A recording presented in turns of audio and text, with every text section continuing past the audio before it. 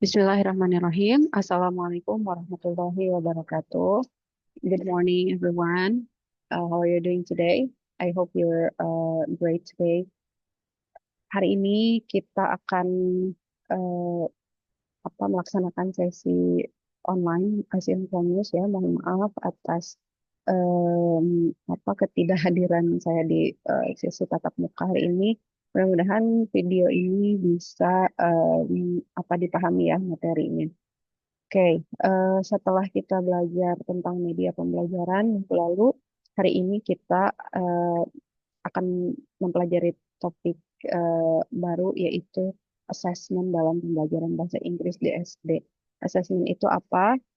Assessment itu penilaian ya. Jadi masih di dalam payung evaluasi, cara kita mengevaluasi pembelajaran siswa.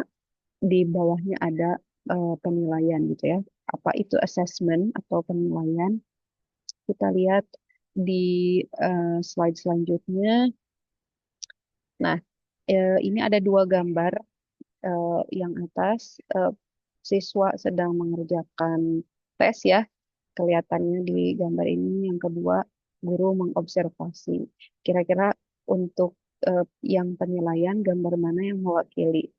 Mungkin teteh akan memilih yang atas ya. Jadi kita menilai pembelajaran siswa atau kemajuan siswa lewat sebuah tes gitu ya di sini.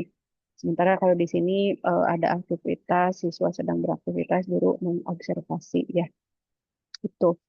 Kita lanjutkan dulu untuk definisi penilaian atau assessment itu ada beberapa yang sebenarnya hampir sama gitu ya. Intinya adalah proses mengukur kemampuan atau pencapaian peserta didik.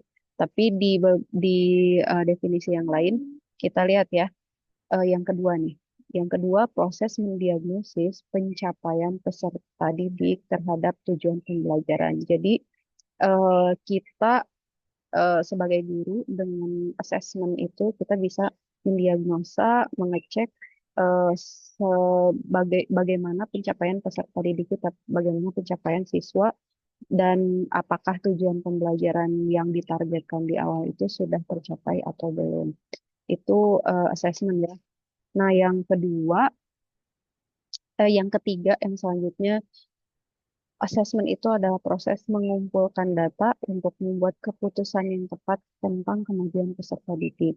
Nah, jadi dengan adanya assessment atau penilaian, kita bisa nanti membuat sebuah keputusan bagaimana kita akan mengubah pembelajaran. Jadi apa hal-hal yang harus diperbaiki ke depannya dan apa yang sudah baik dan harus diperbaiki gitu ya. Jadi dilihat dari kemajuan peserta didik, apakah metode yang kita sudah gunakan dalam pembelajaran itu sudah tepat atau belum. Nah, jadi asesmen juga bisa berfungsi sebagai itu ya, em, nanti follow up perbaikan pengajaran kita. Nah, yang selanjutnya kita menentukan juga sejauh mana moral diri telah mempelajari apa yang harus mereka pelajari. Sama dengan yang kedua ya, definisi yang kedua. Nah, kita berlanjut ke em, slide selanjutnya. Ini sudah tentang jenis ya. Jadi jenis penilaian itu berdasarkan tingkat formality-nya gitu ya. Ada dibagi dua, formal dan informal. Nah, dari dari katanya saja ya, ada istilahnya penilaian formal itu berarti apa? Akhirnya kita formal ya, berarti yang direncanakan. Jadi kegiatan penilaian bisa berupa latihan, tes, atau prosedur yang direncanakan. Contohnya ya tes tulis, terus ada kuis, wawancara, bisa proyek, jadi project based learning gitu ya, proyek kerja atau portfolio di akhir, bisa melalui presentasi atau melalui partisipasi. Ini sama halnya dengan akan teteh semua di kelas itu kan ada komponen penilaian ya, yang empat komponen evaluasinya itu ada yang pertama partisipasi, kedua tugas, ketiga UTS, keempat UAS. Nah, itu penilaian formal. Jadi sudah ada em, apa ya waktunya, misalnya UTS kemarin kita ada waktu UTS di pertemuan ke-8, UAS di akhir gitu. Itu yang direncanakan. Nah, yang kedua ada penilaian informal, di mana si penilaian ini dilakukan secara spontan dan feedbacknya itu tidak direncanakan. Contohnya kalau di kelas, misalnya kita ada menemukan error dalam hal pronunciation, misalnya ya, pelafalan pengucapan dari mahasiswa dari siswa kita, kita langsung memperbaiki. Atau ada kesalahan grammar. Jadi misalnya saya pikir kayaknya ada masalah di kalimat tadi, grammarnya harusnya begini. Terus kita perbaiki, kita berikan feedback gitu ya. Jadi itu informal di tengah-tengah. Jadi tidak direncanakan. Contohnya bisa ke spelling, ke grammar, atau komentar di tulisan siswa juga. Misalnya mengumpulkan tulisan, kita memberikan feedback gitu ya. Nah, itu jenis dari segi tingkat formality-nya. Nah, ini ada juga yang kedua, yang biru ini. Ini masih jenis assessment, tapi dilihat dari untuk apa kebutuhan dari penilaian itu. Dan waktu yang apa waktu pelaksanaannya. Yang pertama, formative assessment. Formatif ya, penilaian formatif. Pasti sering dengar ya, Kang Teteh. Nah, kalau formative assessment itu biasanya dilakukan selama pembelajaran. Jadi yang tadi itu informal, bisa jadi formatif juga gitu ya. Jadi formatif itu untuk memberikan feedback pada akhirnya. Misalnya tanya jawab lisan, misalnya kita nanya, jadi udah paham belum apa yang belum dipahami dalam pembelajaran ini. Jadi itu bisa berupa pertanyaan lisan di dalam setiap sesi pembelajaran yang kita lakukan. Yang kedua ada summative assessment yang biasanya dilakukan di akhir unit atau di akhir semester. Nah, misalnya UAS, kalau ini kan ada penilaian sumatif gitu ya, ada tes sumatif. Nah, itu dilakukan di akhir semester. Contohnya ya bisa tes tertulis atau yang tadi itu jenis-jenis tes yang direncanakan ada tes lisan atau project itu summative. Pokoknya di akhir untuk menilai keseluruhan pembelajaran selama rentang waktu tertentu. Gitu. Itu summative. Yang ketiga ini diagnostic assessment. Kalau ini biasanya digunakan untuk mengetahui kemampuan awal siswa sebelum pembelajaran. Jadi sebelum kita memberikan perkuliahan lah ya atau memberikan materi-materi selanjutnya, kita harus tahu dulu kan kemampuan awal si siswa itu secara umum sampai mana sehingga kita bisa menyesuaikan materi pembelajaran yang akan kita berikan nanti setelahnya gitu. Jadi tes awal kemampuan. Misalnya kita tes reading dulu nih, kita mau ngajarin reading, kita pengen tahu kemampuan awal siswa kita tuh sampai segimana. Itu diagnostik. Oke, ada peer assessment. Peer, peer itu rekan gitu ya. Jadi siswa menilai pekerjaan teman. Jadi kita saling menilai pekerjaan masing-masing. Jadi saling memberikan feedback juga. Itu peer assessment namanya. Misalnya kita nulis tulisan terus di swap, ditukar dengan teman. Nanti teman memberikan feedback, ngasih komentar di tulisan kita, yang lain juga sama tukeran gitu ya, itu peer assessment. Dan ada yang terakhir self assessment. Ini semacam refleksi di mana kita atau siswa kita itu menilai diri mereka sendiri. Nanti ada misalnya ada lembar refleksinya, sederhana sih biasanya hal yang sudah dipelajari atau hal yang sudah diketahui sebelumnya, yang sudah dipelajari apa, dan hal-hal yang masih membingungkan misalnya atau ada pertanyaan seperti itu ya. Itu lembar refleksi sederhana self assessment. Nah, kita lanjut ke prinsip assessment. Jadi ada prinsip-prinsip yang harus dipenuhi dalam penilaian. Ada beberapa poin. Ini ada 5 ya, ada 5 poin. Yang pertama reliability atau harus reliable. Reliable itu apa? Konsisten. Jadi si penilaian ini harus konsisten. Hasilnya sama walaupun dinilai oleh guru yang berbeda. Jadi harus jelas kriteria penilaiannya gitu ya sehingga nanti walaupun beda orang yang menilai, hasilnya akan tetap sama gitu. Itu reliable, namanya reliability. Kalau kedua ini prinsip validity, validity itu valid berarti ya, berarti valid itu relevan dengan tujuan pembelajaran yang kita sudah targetkan di awal. Contohnya kemarin UTS. UTS itu kan saya membuat soal-soal yang memang sudah kita pelajari gitu ya di setengah semester awal. Jadi si soal-soalnya nggak mungkin yang belum kita pelajari jadi ada soal itu gitu di luar hal-hal yang dijelaskan. Jadi yaitu relevan dengan yang sudah dipelajari dan dengan tujuan pembelajaran.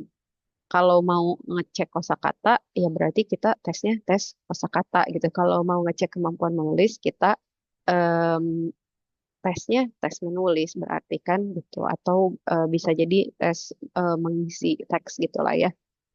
Itu validity. Nah, yang ketiga itu practicality. Kalau praktikal itu mudah dilakukan gitu, praktis gitu ya. Jadi alatnya sederhana, bisa dilakukan oleh siapapun, apalagi untuk siswa SD. Jadi tidak menyulitkan gitu ya untuk siswa, apalagi mungkin kelas bawah yang belum terlalu ini ya istilahnya belum terlalu mandiri gitu, kelas satu kelas 2. Jadi harus sederhana dan bisa dilakukan oleh anak-anak sesuai dengan levelnya. Nah, yang keempat ada fairness. Ini tidak diskriminatif. Jadi sama walaupun apa ya, ya istilahnya mah adil gitu ya, fair, adil antara satu dengan yang lainnya objektif aja. Kita tidak membedakan misalnya oh ini anak ini mah apa karena kita suka eh, anak ini jadi suka misalnya oh cantik atau ganteng jadi weh akhirnya ngasih nilainya em, apa jadi lebih besar atau soalnya ini mah jadi lebih mudah jadi fairness sama semuanya ya tidak didiskriminasi siswa kita. Nah yang keempat ada transparansi atau jelas bagi siswa kriterianya sehingga siswa bisa menyiapkan oh kalau mau dapat nilai bagus itu berarti kita harus gini gini gini misalnya bicaranya gini grammarnya harus gini jadi kita ngasih dulu kriteria penilaiannya apa sehingga siswa bisa menyiapkan sebelum tes gitu jadi transparan itu prinsip assessment ya jadi semuanya harus dipenuhi agar assessmentnya ya memang jadi assessment yang apa baik dan efektif untuk menilai kemampuan siswa kita. Nah, ini kalau ini jenisnya, jenis tes mah ada lisan, ada tertulis, ada praktik gitu ya. Jadi kalau lisan bisa jadi speaking atau nyebutin kosakata, bisa itu juga ya dipakai untuk penilaian kan. Kalau tertulis mungkin commonnya itu yang umumnya biasanya tertulis itu banyaknya. Dan praktik juga percakapan singkat itu bisa dilakukan dalam bahasa Inggris itu ya, tes bahasa Inggris. Nah, sementara untuk tekniknya, nah tadi mah jenis, ini mah teknik. Tekniknya bisa kita observe gitu, observasi, partisipasi siswa gimana nih. Nah, seperti saya kan menilai juga partisipasi Akang Teteh di kelas itu dengan saya mengobserv siapa yang sering bertanya atau aktif terlibat dalam pembelajaran itu mengobservasi kan nanti diberikanlah penilaian oh ini keaktifannya berapa gitu itu observasi. Kedua portofolio jadi tugas-tugas selama satu semester dikumpulkan nanti di bundel gitu ya menjadi diportofoliokan dikumpulkan semuanya dalam bentuk portofolio koleksi gitu ya tugas. Terus bisa jadi ada quiz atau games yang kemarin pakai quiz kita juga sebenarnya kayak game aja ya gitu. Cuman akhirnya bisa mengetes kemampuan atau kemajuan pemahaman materi. Nah, yang keempatnya ada rubrik penilaian. Biasanya kalau mau speaking itu pakai rubrik. Jadi nanti kita lihat contoh rubrik penilaian di sini ada. Nah, ini contohnya. Nah, contohnya gini, kalau kita mau menilai vocabulary, misalnya, ada aspek yang dinilainya, ada berapa hal, arti kosakata, membaca kosakatanya gimana, melafalkannya gimana, menulisnya gimana. Jadi, skornya tergantung, kita bisa menentukan sendiri, membuat rubrik penilaian sendiri, tapi harus sesuai dengan tujuan pembelajaran atau apa yang ingin kita em, tes gitu ya dari siswa. Contohnya yang oh siswa harus bisa mengartikan kosakata itu apa. Ya berarti indikatornya bisa dapat mengartikan kosakata dengan baik. Berarti 20. Kalau belum dapat mengartikan dengan baik, berarti 10 gitu. Jadi rubriknya itu bisa bentuknya gini atau mungkin nilainya ada yang range-nya 4, 3, 2, 1 gitu. Jadi ada tingkatan-tingkatan nggak yang cuma 20, 10, tapi ada dari mulai misalnya 100, 80, 60 gitu juga bisa ya. Jadi bebas terserah guru, tapi ya guru harus bisa menurunkan dari tujuan pembelajaran ke indikator-indikator penilaian ini sehingga ya kita memang benar-benar mengecek atau ya mengetes apa yang dibutuhkan gitu yang harus siswa pahami gitu ya. Jadi ini hanya contoh. Banyak lagi sebenarnya kalau aku teteh browsing, googling gitu ada berbagai rubrik penilaian, ada rubrik penilaian speaking, ada presentasi, ada segala macam. Jadi nanti bisa lihat contoh gitu ya. Oke. Em, kita sampai ke kesimpulan ini di akhir ya materinya. Assessment itu berarti bisa membantu apa? Membantu kita, membantu guru memahami kemampuan siswa secara menyeluruh dan dengan teknik yang tepat, guru dapat mendukung pembelajaran yang menyenangkan dan bermakna di sekolah dasar, gitu ya. Jadi assessment juga penting dalam pembelajaran bahasa Inggris karena kita bisa tahu apakah kita sudah mencapai tujuan pembelajaran atau belum. Gitu. Di akhir Akang Teteh ini time for self assessment. Jadi kita coba salah satu jenis assessment yaitu self assessment atau refleksi. Nanti saya akan kirimkan link untuk Google Form ya untuk dijawab pertanyaan-pertanyaannya. Silakan ada 3 pertanyaan sederhana sebenarnya setelah mempelajari materi ini. Eh, Mungkin itu ya untuk hari ini. Thank you for today. Terima kasih. Kita tutup dengan hamdalah. Alhamdulillah alamin.